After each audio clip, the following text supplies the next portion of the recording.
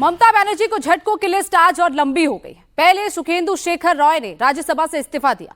अब सुष्मिता देव ने पार्टी और सांसदी दोनों छोड़ दी है। सुष्मिता देव जो असम की रहने वाली है, 2021 में कांग्रेस छोड़कर टीएमसी में शामिल हुई थी, जिसके बाद 2022 में ममता बनर्जी ने उन्हें बंगाल से राज्यसभा भेजा था। लेकिन अब उन्होंने टीएमसी और राज्यसभा दोनों से इस्तीफा दे दिया। उन्होंने कहा कि वो असम की रहने वाली हैं, ऐसे में बंगाल की सियासत से उन्हें कोई मतलब नहीं। इस्तीफे से पहले उन्होंने असम के मुख्यमंत्री हिमंता बिस्वा शर्मा से भी मुलाकात की। सुष्मिता देव का राज्यसभा से इस्तीफा मंजूर कर लिया गया है। तो वहीं ममता बनर्जी को पहले विधानसभा में झटका लगा है और 80 में से 58 विधायक बागी हो गए थे। फिर लोकसभा में लगा जब 28 में से 20 सांसद बागी हो गए।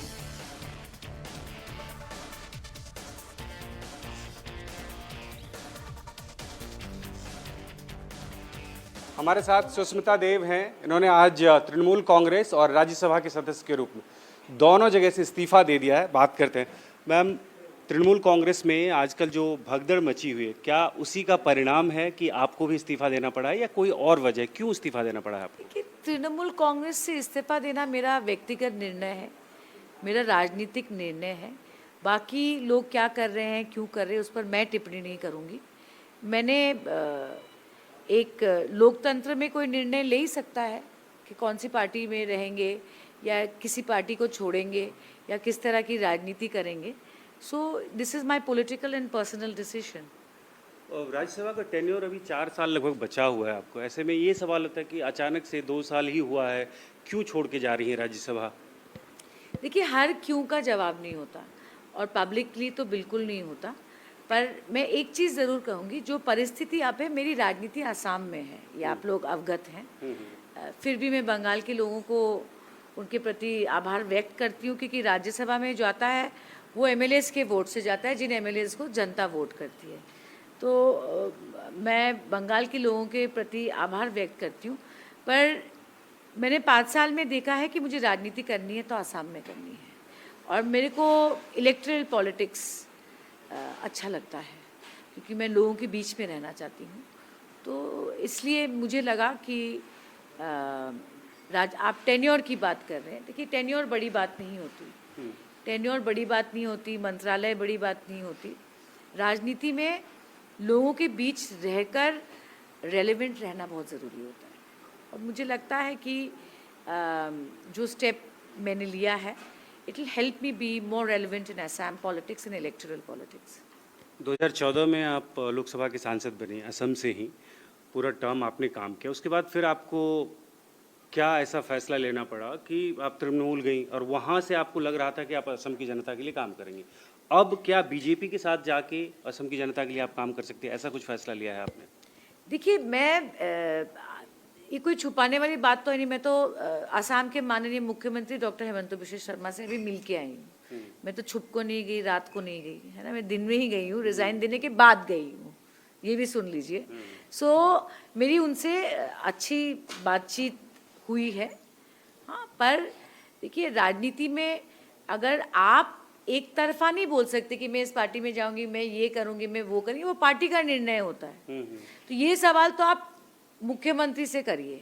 पर सच्चाई ये है कि 5 साल अगर जहाँ से मैं आती हूँ, अगर वहाँ के लिए काम करना है तो सरकार की मदद की तो ज़रूरत पड़ेगी। तो घूम फिर के तो मुझे आसाम के मुख्यमंत्री के सहयोग से ही मैं काम कर पाऊँगी। So I had a very neutral discussion with him. Rest it's up to him, it's up to the party. Trinamool Congress के और भी सांसद अभी इस्तीफा दे रहे हैं, या कि लोकसभा के सांसद जो है उनका एक अलग गुट है, अलग ग्रुप बनाने की बात की जा रही है और नाराजगी है। ये कह रहे हैं कुछ अभिषेक बनर्जी से नाराज हैं, कुछ ममता बनर्जी से नाराज हैं। आपकी कोई नाराजगी थी क्या ऐसी? देखिए, ममता दीदी के बारे में या तृणमूल के किसी के भी बारे में मैं कोई टिप्पणी नहीं करना चाहती। अब वो लोग क्या बोल रहे हैं, इधर से ये लोग रोज एक प्रेस मीट हो रहा है, मैं भी वही देख रही हूँ। तो किसके दिल के अंदर मन की बात क्या है मैं बोल नहीं सकती, और मैं उस पर टिप्पणी भी नहीं करना चाहती। नहीं, दरअसल इसी कड़ी में आपका भी इस्तीफा हुआ, इसलिए ये सवाल बनता है कि लोग तो सीधे खुल के कह रहे हैं कि अभिषेक बनर्जी के बंगाल के रिजल्ट के बाद, बंगाल के रिजल्ट के बाद जो रिजल्ट आया, उसके बाद तो देखिए, जो राजनीति में वो कुछ ना कुछ तो सोचेंगे कि अब क्या करें, ठीक है। और मैं बार बार बोल रही हूँ, मेरी राजनीति बंगाल में नहीं है, आसाम में है, ठीक है। तो बंगाल में क्या होगा भविष्य में, ये तो बड़े लीडर ही बता सकते हैं, बीजेपी के और तृणमूल के, मैं नहीं बोल सकती। मैं सिर्फ आसाम की बात कर सकती हूँ। तीसरा टर्म है भारतीय जनता पार्टी का, आपको लग रहा है कि विकास हुआ है और जो उनकी नीति है, जो एजेंडा है, उस पर अगर आप काम करेंगे तो आपके इलाके में भी और फायदा होगा? देखिए, आसाम में क्या काम हुआ है या क्या काम नहीं हुआ है, आप लोग खुद जाके देखिए। और जिस क्षेत्र से मैं आती हूँ, वहाँ तो बारिश के सीज़न में ना ट्रेन चलता था ना प्लेन चलता था, फिर भी जितना इम्प्रूवमेंट हुआ है। मैं तो राजनीति में हूँ 30 साल से, मेरे पिताजी कांग्रेस में थे, मंत्री थे, तरुण गोगोई जी मुख्यमंत्री थे। बहुत बड़ा परिवर्तन हुआ है। ये देखिए, कोई माने या ना माने, जैसे आज जो मेरे से नाराज़ होंगे मेरे निर्णय से, बहुत सारी बातें कहेंगे, पर आपको मैं आमंत्रण करती हूँ, आइए, मैं पुराने फ़ोटोज़ दिखा दूँगी और अब के फ़ोटोज़ दिखा दूँगी। मैम, एक आखिरी सवाल, भारतीय जनता पार्टी के कुछ नेता कह रहे हैं कि तृणमूल कांग्रेस अब खत्म हो चुकी है, कुछ नहीं बचा है।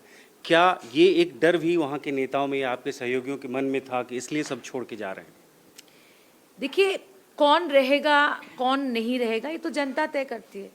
तो अब एक स्टेप तो हो गया, जनता ने तय कर दिया, अब 29 फिर 31। सो मैं इतनी बड़ी नेता तो नहीं हूँ कि मैं किसी पार्टी को लेकर भविष्यवाणी करूँ, ये मेरा काम नहीं है। और मैं उस लेवल के स्ट्रैटेजी में ना तृणमूल में थी, सो मैं कह नहीं सकती किसका क्या होगा।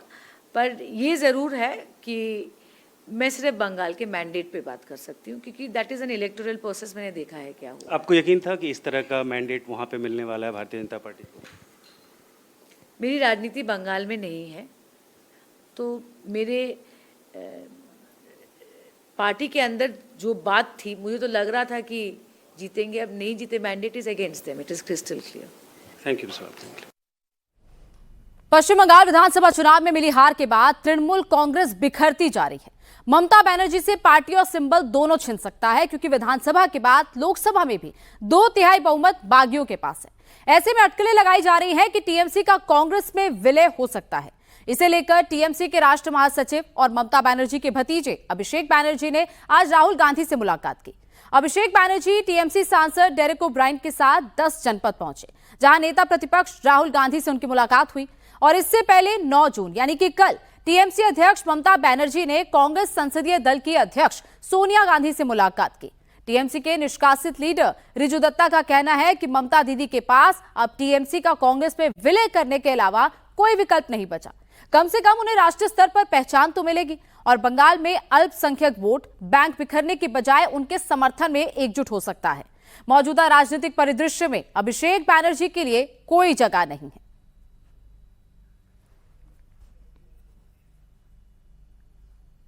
ममता की पार्टी में फूट से इंडी गठबंधन में खलबली मची है, तो इधर नरेंद्र मोदी रिकॉर्ड पर रिकॉर्ड तोड़ रहे हैं, एनडीए को मजबूत करने में लगे हैं। मोदी सरकार के 12 साल पूरे हो गए हैं।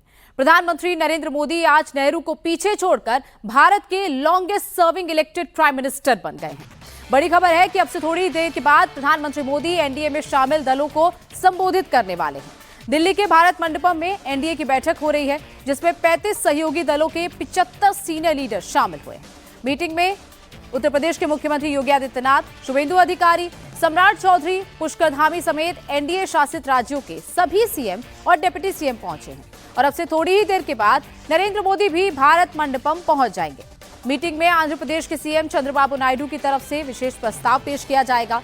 नागालैंड के सीएम नेफ्यू रियो की तरफ से प्रस्ताव का समर्थन किया जाएगा। वहीं प्रस्ताव पास होने के बाद पीएम मोदी का संबोधन होगा।